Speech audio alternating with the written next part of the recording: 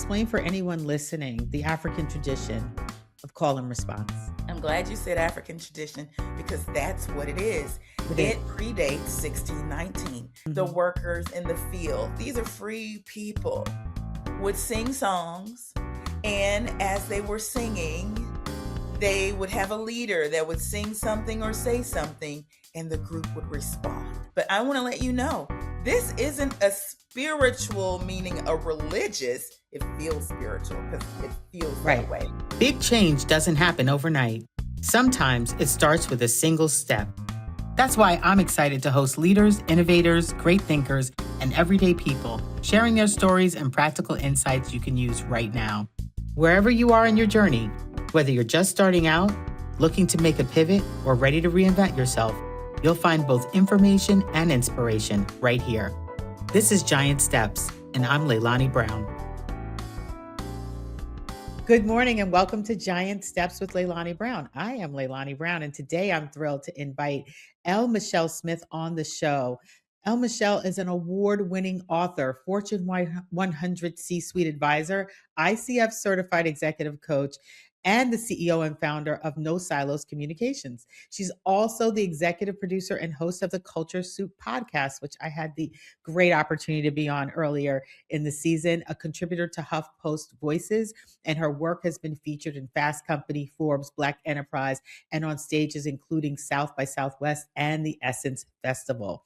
But today she is here to talk about her brand new book, which I just finished, and it is fantastic. Call and Response, 10 Leadership Lessons from the Black Church. In it, she makes a fascinating case that the Black Church has quietly been one of the most effective leadership incubators in this country. She calls it the original social network, and she merges cultural study with applied neuroscience and positive psychology to show us how the skills forged in that experience, resilience, purpose, community building, and communication are exactly what today's leaders need. But here's what I love about the book. It's not just for Black people, and it's not just for Black churchgoers. It's for anyone who wants to lead with more empathy and more purpose. I did lead off one thing. El Michelle can sing really well. And I listened to the book on Audible, and I was sort of expecting her to sing at the end of the book. And she did not deliver. So I'm just going to say it's a good book and a good listen, even Thank though you. that didn't happen. Good morning. Welcome to Good Giant Steps morning. with Good Leilani Brown. morning. Wow, what an intro. Thank you. Start at the beginning. Um, Sure. Tell me about what prompted you to really write this book. Years Yeah. ago, I am speaking, filling in for an officer at AT&T, Hmm. and I'd been asked to speak and deliver this keynote. I'd never done a keynote before. I'd lectured in colleges, I'd presented in boardrooms, I'd sat on panels. Those are different skills. Right. But when they asked me to do it, it's pretty last minute. I threw some things together and I did it.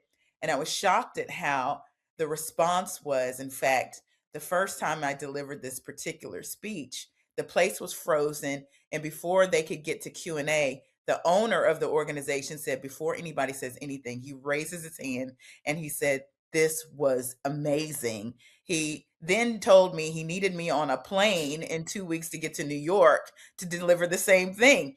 And I was like, "Well, I have a day job. How's this going to work?" He's like, "Just go ask Saul. I'm going to pay for your hotel and flight." Okay. I asked Saul, he said, "Go for it. They're paying." So I end up in New York, deliver the same speech.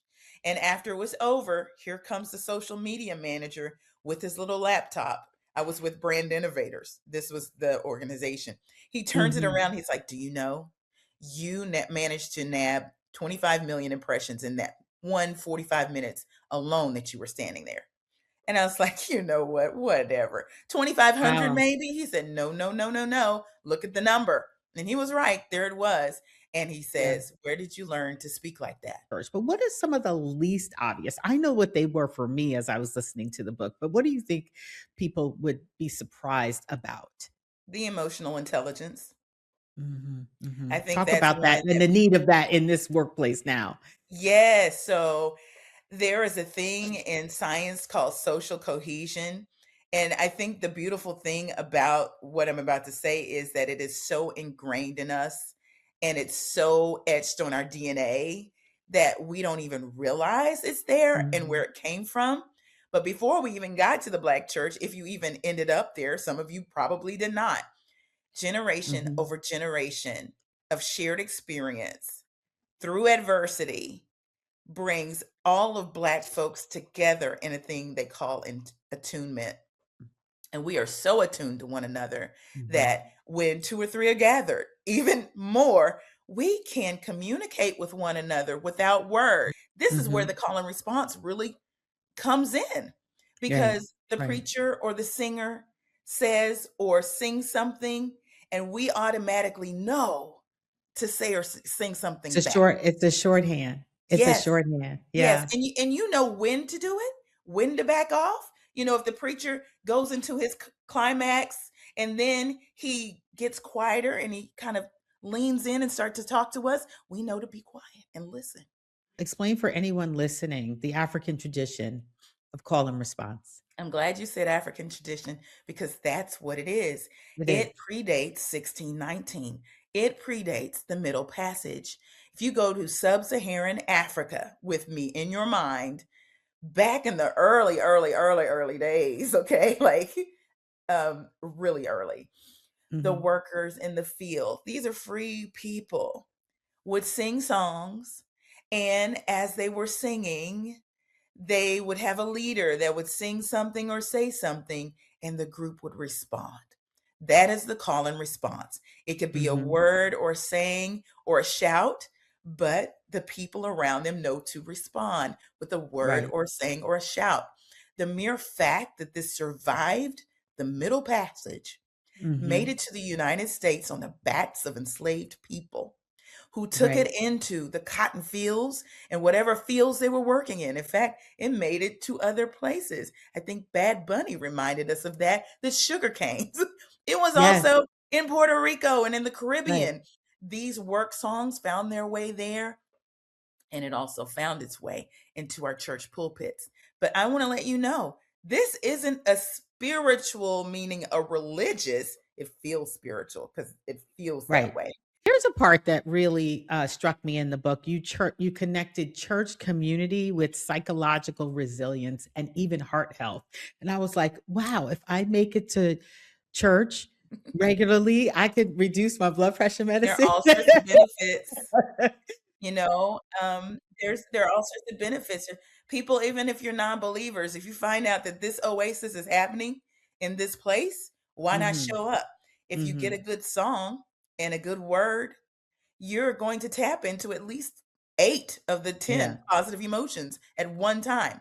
And we all Yeah. know that positive psychology said happy people are successful people. But to what you're speaking of, there's a hormone that our brains emit, and it's called oxytocin. Right. Community triggers oxytocin.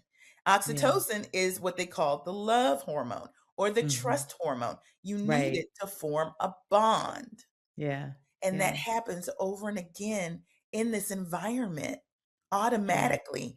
And it's the antidote to isolation, which it may sound very, very straightforward and very easy, that you probably could have figured that out too. Have people around if you don't want to be lonely. But there's a loneliness epidemic in this There country is. right now. There is. And how can churches generally, writ large, do a better job of marketing church Mm, in a world that's a whole that is different Oprah show. increasingly right? Like, increasingly distant from organized religion and church per se, and certainly in-person church. What do you think are some things that can be done to better market it, or can anything be done? So Mhm. before the pandemic, church attendance was already going down. Mhm. Pandemic happens, and there were people who weren't even streaming at the time, churches I would say, who had to get on board. They had to Mhm. figure out how to stay connected to the people and go online.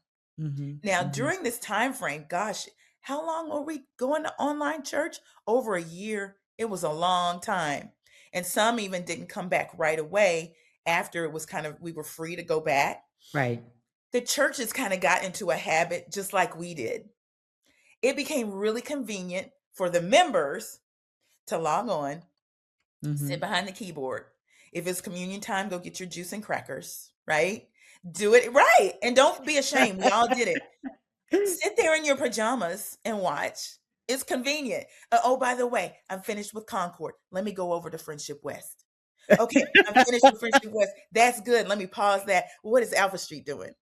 Okay, Right. that's really good. Ooh, Pastor Wesley really did. Okay, and so now let's go see what Yeah. Abyssinian's doing.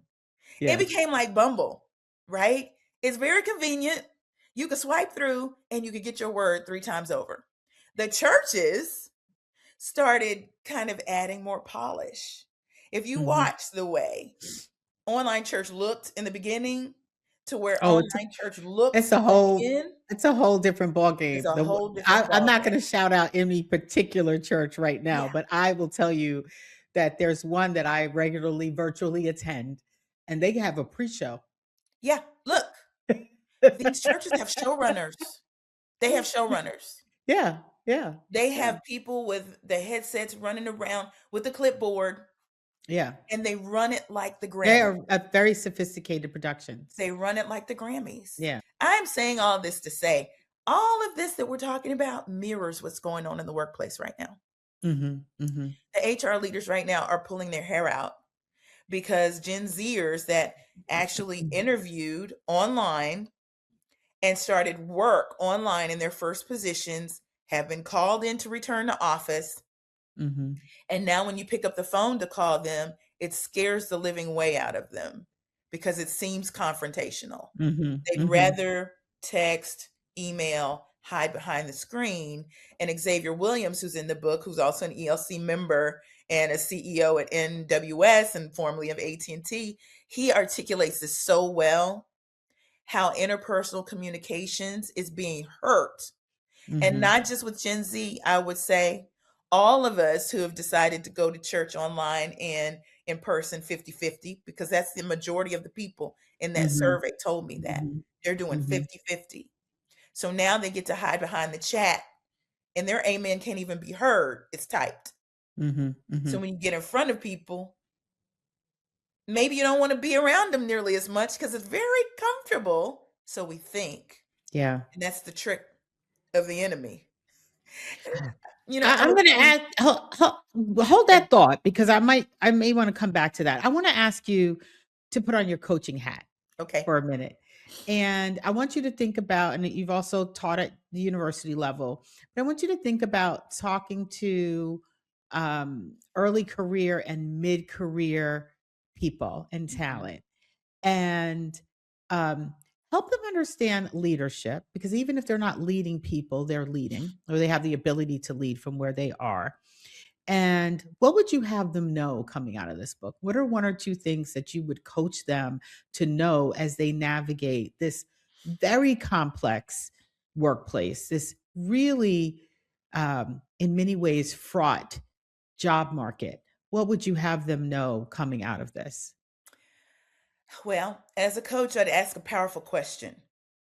And that question would be, what can you do right now that may not even involve your school or your peers Hmm. that could help you hone your communication skills? And I would say interpersonal communication skills, because I Hmm. do believe this generation is good at doing what I call the grand gestures, right? Hmm. The going online, going on video, talking to the camera. They're good at Mhm, that. mhm, You mhm, know, they're good at expressing themselves even in writing. mhm. But that interpersonal is where many of them are struggling. And it's because when I need to talk to my friend, I just text them. So Right. I would challenge them to think through what they could do in their daily lives Mhm, to force themselves into mhm, uncomfortable situations, to talk to people that they know inside would typically give them the willies or make them hesitate to do. Does mhm. that mean, and I wouldn't give them this, I'd wait for them to say so. When I'm tempted to text my friend, pick up the phone Right, or text them and say, "Hey, I'm gonna call you," because the one on the other end may not even answer right. the phone because, they're so used to texting. I I'm will get a waiting. text back if early quicker Yes, with some people than I will, yes. pick up the phone. Yeah. How can you, and this is the other question, Mhm. how could you use text messaging to foster more interpersonal communication in person and by phone? Yeah, So yeah, maybe you're using text to say, "Hey, meet me at the coffee shop." And then you mhm, spend mhm. time face to face talking to your friends or colleagues. Right, Just these right. little micro practices can help, and do I it over think and over again. there's another part that I think is powerful and practical, but not necessarily as clear to people, and that's this idea of hope. There's a Mm, part in the book where you talk about people who are hopeful are actually better planners and goal setters. yes. They actually activate and they put some energy behind their goals and their dreams. Can you talk about what that Yes. means for people and how they can use that? Because in the midst of despair and this idea of don't get your hopes up too high, which I think is horrible, Yeah. but we all do it. Yeah. I'm a high hoper. Yeah. And I'm good a for high you. hoper. But talk about hope and that really setting the stage and helping you identify even better strategists and Yeah. planners and activators. So hope is one of those very powerful positive emotions that we talk about, and it's powerful because it activates your prefrontal cortex. And for those that don't know, that's the executive decision-making center in your brain. That's the one that makes sense out of nonsense. That's Say the that one. again. Slow this down. Hold Okay. on. Like they say in the church, take your Take time. your time, baby. Because this is important. This is important. Yes. I just was so I felt I don't mind being corny, but I Yeah. felt less corny about the science of this when you broke it down. The neuroplasticity, the science, the brain science, and the health, connecting that to hope Yeah. and what that could mean in a job market or in a workplace situation where one can feel powerless, stuck, or disempowered. You So, said corny. talk I'm glad you said that yeah, because because someone else people are said, so afraid of corny and cringe or whatever. yeah. I'm going into it. I'm just gonna Well, be it's not corny. corny, and this is the whole reason why I felt like I needed to write the book. So just talked about how hope works with brain science, like, Okay, all make right. people understand. Okay, so I'll start over and go slowly. All Take your right. time. So hope is a very positive, powerful positive emotion. It's one of the 10.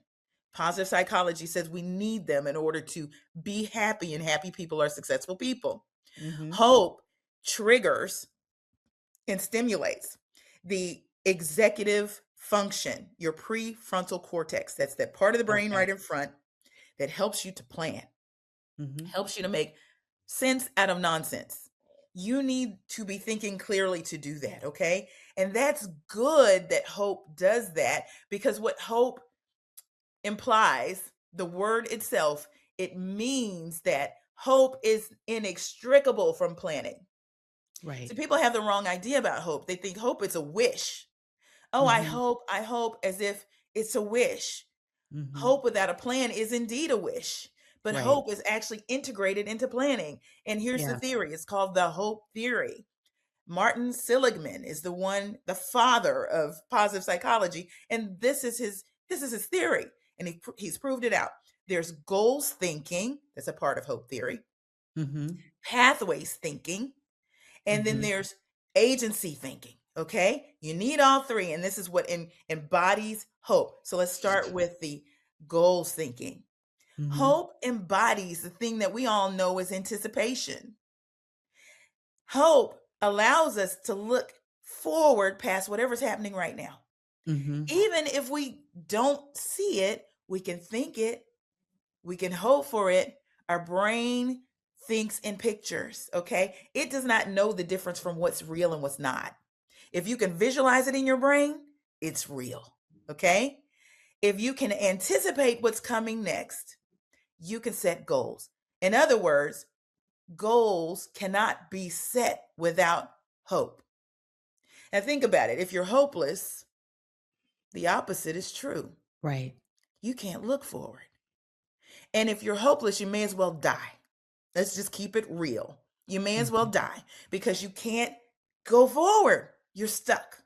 So Right. you need hope for goals, anticipation, get you forward thinking and thinking what could be. Mhm. And that's how Mhm. you say, I can dream. I can dream. You need to be able to dream in order to even do the goal. So let's go to pathways thinking, okay? Hope also allows you to think of all the different ways to get to your goal. Right. Not just one way, several different ways. This is the brainstorming. This is, gee, I want to be able to take a vacation 3 times a year. That's my goal. How will I make that happen? Pathways thinking goes, okay, I could take all of my time off and I can make it to where they're long weekends. That's one Mhm. way. Let me also think about how I might be able to take 2 weeks at a time. Will I have enough PTO? You're thinking of ways. Right. You're brainstorming, and Or then can I ask for more? yes. And here's the thing: science reveals to us the more answers we have, the more likely we're going to get to the right one, Yeah. the best one. And this is why, as coaches, we ask questions. We don't give Right. answers. Because Right. if I give you an answer, you have one pathway. If it works, it works. If it doesn't, it doesn't.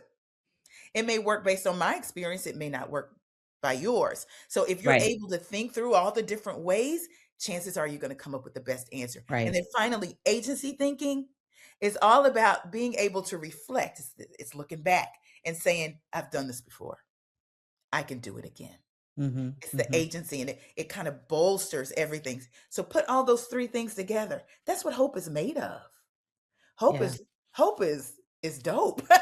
It's Hope is amazing. hope. It's And so, yeah, wonderful. the church, the Black church seems to be our number one hope dealer, Yeah. especially during times of adversity. But I want to Right. make sure that we understand it's the Black church tradition, the one that was born from slavery, extracted itself from white churches Mhm. that were very much into slavery. And then the freedmen went and built their churches, and it's AME, CME, National Baptist Convention, it's Kojic, and everything that sprouts from those because they have that prophetic voice that's grounded in social justice and liberation theology. That's Yeah. what gives us hope.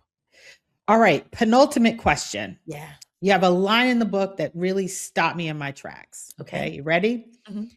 Empowerment only grows in safe soil Yeah. where feedback is kind and failure is framed as a step and not a sentence. Mm. So, as a coach, as a parent, as a mentor, as a manager, as a leader, what does it mean to create that type of soil? What can we do to create the right type of fertile soil for empowerment for emerging talent and new leaders? Yes. Yeah, that safe soil, that really is the trust. But the question becomes how do you make that trust? Mhm. One Mhm. thing that we learn when we talk about community and that bond that forms thanks to the oxytocin, remember that oxytocin is called the trust hormone. If you create that bond, which how do you do it? You have to go through some things together. Mhm. And it can't just be wind down Wednesday and the ropes course at the zip line park. It can't just Right. be that. You really have to live through some experiences together. You're almost manufacturing, if you will, the social cohesion that we got very naturally through our Mhm. history. But you have to go through some things together. But they also need to be able to see a self accountable leader. And St. Marshall and I talked about this for the book, but we also did the other night at the launch event. She's a master of Yeah. accountability. And Yeah. the way she does it is that she holds herself accountable and she Yeah. models it for other people. So she shows up when she says she's going to show up. Her Mhm. word is her bond. Yes. She does the things that she expects other people Other to people to do. do. So they Mhm. actually get to see that. And what ends up happening is what they call in psychology mirroring. And Mhm. it's as simple as, you know, Leilani, if I smile at you, it's a trigger in our face Yeah. and we smile back. That's just the way we're built. So Yeah. when we see a leader moving with integrity and character, we are inspired, and there's that other positive emotion to follow suit. Yeah. And usually people who don't have the heart or the integrity to do that, it actually repels them. Yeah. So some people will actually eliminate themselves. There's one more thing that happens. There's a concept in that chapter 9, I believe it is. That's no, chapter 10, economic empowerment, where we talk Mhm. about the idea of empowerment. Leaders need to exercise power with instead of power over. Yeah, yeah, And that's a really nice and flowery way to say authoritative instead of authoritarian, which is what right, we're seeing a lot in our ether, not just right. at the highest levels, but also at the corporate level with return And to allowing office. room for growth and not punitive in Yeah, that, because you yeah. talked about some examples of what that looks like in practice. Yeah, yeah. Yeah. A good example of that is even, let's say I'm going to take the money out of it because you hear economic empowerment and you think putting money in people's hands. Well, that definitely is sharing the power. But one that's a little less obvious, when you see churches put the mammogram stations out in the parking lot, Mhm. Mhm, okay? mhm, And they say, look, if you want to check for breast cancer, we have mammogram stations outside, go do it. What mhm, that does for people is, let's say you can't afford insurance and you haven't been to the doctor all this time. mhm, Maybe you're mhm. aware that you even have a history in your family. Right. You have the ability to go out there and get care that you wouldn't necessarily have gotten. And then you're able to actually act on it, follow up Mhm, with the doctor if there's something to be mhm, done, and you're empowered to live. And if you can live, you can work. And if you can work, you can make money. You see how that works? Ultimately, yeah. And so the power with paradigm really is sharing of power so that the organism is strong and they're thriving. freely distributing power. Yes. Freely, Yes. and even empowering through, collaboration, teaching, it's not just although that's important, but even you talk about filling out mortgage applications and loan applications and microfinance or Yes. job assistance that Mhm. can come from our communities and our church communities in particular. Yeah. The beautiful thing is this framework for leadership, it's been foundational to our community for a very long time. We just haven't been able to put words to it. And I'm glad to be able to, bring it together in this way and point it out and connect Yeah, the dots so that people yeah, can say, you know what, I didn't have to go to Harvard. Most of us didn't to learn this kind of thing. I don't have to go to that fancy institution or right. workshop to learn this. It was already there. But how can I build my muscle in it? Yeah, And yeah. hopefully I can help you do that. Many of us write the books that we wish we had or that we wanted to read, and I think Yeah. that this is that for you. Yes. Who do you hope is the least obvious audience, but that you hope will pick up this book and read it and learn from it? What's the less obvious audience or segment or person or archetype that you hope will pick it up and read it? Young people. Young people. Why? Because I don't even have them in my marketing plan in that way. They're definitely a lead character in the book. Yeah, Definitely a lead character in the book. yeah, And for those who have left, for those who have stayed, they will recognize the power they actually hold in connecting that pipeline from the pew all the way up to the C suite. They're yeah, the glue. yeah. And as much as, I'm working with universities, I'm beginning to work with them and getting curriculum to them because I'm seeing that this brain drain that's happening from the Black church that I've identified. It's one thing for the ministries to kind of, okay, well, let's shuffle. Let's figure out what we need to do. Yeah, we're using technology. That's not going to change, but we're not going Mhm, to go back to old 100s. How do we make sure that we're doing blah, blah, blah, blah, blah? That's an obvious audience. The mhm. corporations, obvious audience. Yes, you want more St. Marshalls. Who doesn't? So let's take this framework and let's work. The the youth, they're the glue because none of this Mhm. happens without them. Right. So they have to be bought in. And some of the things that we pointed out in the book as to why they've turned their backs, whether it's a values misalignment or it's just that I don't think that you guys are doing social justice like you used to in the civil rights movement. You have Mhm. plenty of young people that are like, Black church, stand up. You're not doing what you used to do. Now, Yeah. part of that is that they're not quite sure what the Black church is. They see a Black congregation and a Black preacher and think, Black church, you better be doing this. When there are Right. some Black preachers and Black pastors that aren't a part of that agenda. And you've Hmm. got to be able to discern which is which. Right. But still, you had those within the Black church that when Black Lives Matter happened, they kind of, looked down on it. Yeah. And the kids, the youth felt it. Yeah. So there's some things you may not ever get that group back. And this is what the hip hop theologian Donnell McLaughlin said to me in Hmm. the book. Hmm. You may Hmm. not be able to get them back, but the ones that you have, Gen Alpha, and Don't some of lose the them. Gen Zers that are still there, because there's still some there, Yeah. what are you going to do to make sure they stay?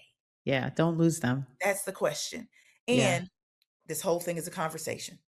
This is my call. I'm going to TCU. I'm going to Lane College. I'm going to try and talk to some folks at Bowie State while I'm up there. Call me, Brandon, so that we can actually hear from them. I'm going to give them the mic. Yeah. Yeah. Tell me what's on your mind. And I'm Yeah. going to take that information back to the ministers, back to the HR leaders, Yeah. and see what happens.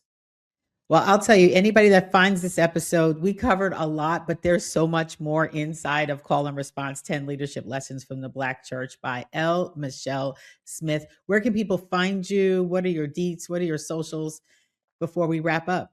I'm going to give you a one-stop shop. Go Good. to lmichellesmith.com. If you want to learn more about the book, click on books. The whole drop-down menu will take you to Call and Response. Everything you need is there. How to buy the book, how to buy in bulk, how to reach out and submit for speaking opportunity, how to get your hands on the framework for the leadership series for corporate. Yes. All of those things are there. And as well, all of my handles are there. I'm on Instagram, LinkedIn, Threads. I chat it up on Threads. If you get on Threads, Yes. I'll talk to you. Yes. Around Facebook. 6:00 p.m. Eastern time, you can find Michelle and I, Yes. Michelle and I, in conversation. Well, thank you so much for being on the podcast with us. And also congratulations on this book. I think it's very rich with lessons and history and actionable information. Thank you so much for having me on, Leilani. You're behind you in your screen. You're on virtual, on your camera, on your lower right, lower left. Mhm. I think there's Rev Run is coming Let me through. turn it off. I think Joseph Simmons is in the building. So wait, we have to show this. We're gonna have to clip that in. So Please do. And let me tell you, you want a little inside skinny? Yes. This book wouldn't have happened without him. That's awesome. Talk about it. You see what it says? Inspired Mobility. And you see the logo. Uh-huh. I was speaking on this campaign when the origin story for Call and Response happens. When they asked me, how'd you learn to speak like that?